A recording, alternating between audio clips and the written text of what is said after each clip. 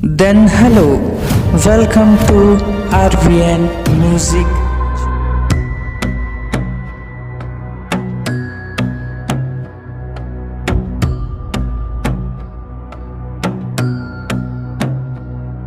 हरेली तिहार पर तीन के साथ सफेद लुगरा मन चलिस आधारात गेड़ी के आवाज गूंजे जंगल पार कापे गाँव भर सुन के ओकर बात।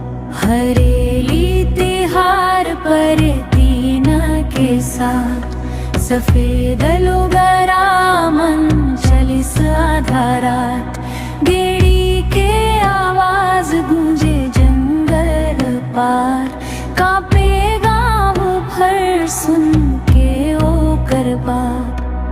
मुंदे मान झूले छैहा कोनो झंझावे अकेला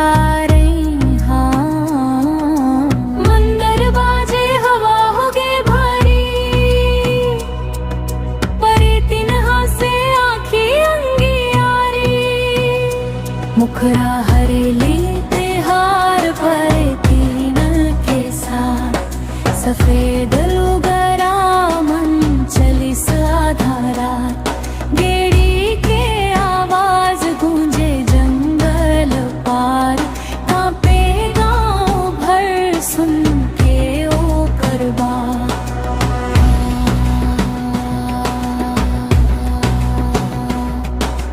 खेत के छैया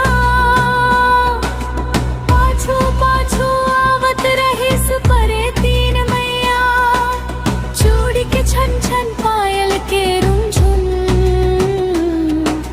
सुन के मन के भागिन अपन अपन घर दुआर। ब्रिज मोर संग चलवा धीरे धीरे बोली ठंडा हवा